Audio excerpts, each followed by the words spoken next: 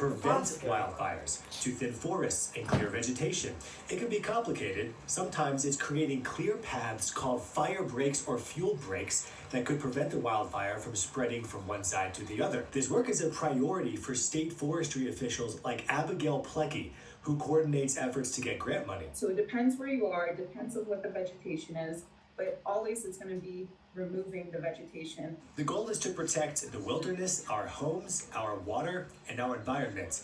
New Mexico is getting $28 million in the second round of certain federal funding. It's almost a once-in-a-lifetime opportunity for this kind of funding. I think they're critical. There are 3 large projects getting $7 million or more for clearing private property in the village of Angel Fire and protecting water sources around the upper and lower Rio Chama areas.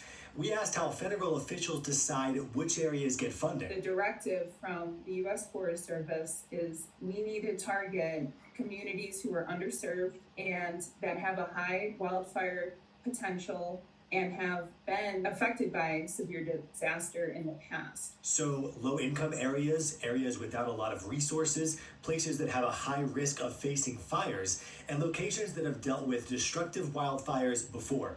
New Mexico is getting more than double last year's amounts. There will be 3 more years of this grant money. So, Tommy, other areas in New Mexico got funding, but much smaller amounts compared to what we're talking about here. That's right. Ruidoso is going to get trucks to clear brush, and San Miguel and Mora counties are going to get some funding for preventative projects. You know, we asked why areas like those around the Calf Canyon Hermit's Peak fire are not getting the massive chunks of funding we're seeing in other places in the country. Plecki says each area has to have a plan and has to apply for this money. It's a long process that takes a lot of work. Yeah, I mean, as it has everything with this aftermath.